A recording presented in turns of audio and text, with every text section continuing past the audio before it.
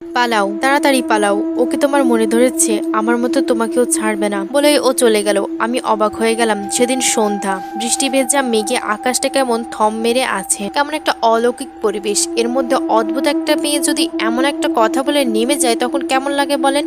আমার গাটা ছমছম করছিল, মনে হচ্ছিল সন্ধ্যার আকাশ থেকে কিছু একটা আমাকে দেখছে।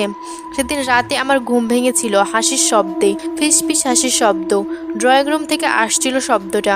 অন্ধকার ড্রয়িং রুম, আমার দরজা রাতে খোলাই থাকে, শুধু পর্দা ফেলা থাকে দরজার সামনে। পর্দার ফাঁক দিয়ে ড্রয়িং রুমের ওপাশটা দেখা যায়। আমি পর্দার ফাঁকটার দিকে তাকিয়েছিলাম। কেউ নেই, কিচ্ছু নেই, শুধু অন্ধকার। এরপরই বুঝলাম একটা চোখ আমাকে দেখছে, পর্দার ফাঁক দিয়ে দেখছে। আমি চোখ বন্ধ করে শুয়ে পড়লাম। কাউকে বলিনি, কাউকে না।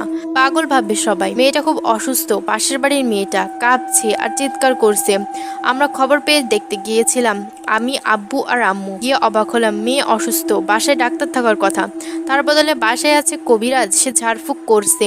আব্বু অবাক হয়ে জিজ্ঞাসাই করলেন, এসব কি ভাই সাহেব? পাশের বাসার আঙ্কেল ভেজা চোখে বললেন, কিচ্ছু জানি না ভাই, কিচ্ছু বুঝতে পারছি না। 1 বছর আগে গ্রামে গিয়েছিলাম মেয়েটাকে নিয়ে, সন্ধ্যায় বাড়িঝাড়ের সামনে চুল খোলা রেখে হাঁটছিল, তারপর থেকেই এই অবস্থা। ভালো ভদ্র এইচএসসিতে স্কলারশিপ পাওয়া মেয়েটা আমার কেমন যেন হয়ে গেল। হঠাৎ হঠাৎ চিৎকার করে, মৃগী রোগীর মতো কাঁপতে থাকে। কাকে নাকি দেখতে পাই, কার কথা যেন শুনতে পাই, ফিস কথা শোনে ও, অথচ আমরা কেউ শুনি না। ডাক্তার দেখিয়েছি অনেক, কেউ কিচ্ছু ধরতে পারছে না। অনেকে বলে ওকে জিনে ধরেছে, প্রথমে বিশ্বাস করিনি। আজ শেষমেশ কবিরাজ আনিয়েছি, যদি কিছু হয়। মেয়েটা ভয়ানকভাবে কাঁপছে, কবিরাজ তার সামনে দোয়াদরুদ পড়ছে, অথচ তার কাঁপুনি থামছে না। সে থরথর করে কাঁপছে, শীতে পাওয়া রোগীর মতো। হঠাৎ দেখলাম তার চোখটা আমার দিকে ঘুরে গেছে, কেমন যেন জ্যান্ত পুতুলের মতো হাসলো মেয়েটা, তারপর নিশ্চুপ হয়ে গেল আমার চোখে চোখ রেখেই। আমি আমার সামনে কখনো কাউকে মরতে দেখিনি, সেই প্রথম আমার সামনে মৃত্যু দেখেছিলাম। বাসায় ফিরেছিলাম রাতে।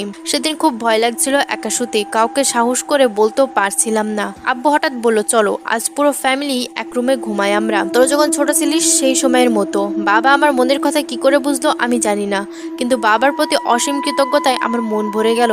আমরা সেদিন একসাথে শুয়েছিলাম বিছানায়, মাঝখানে বাবা মা, মায়ের পাশে আমি, বাবার পাশে শফিক।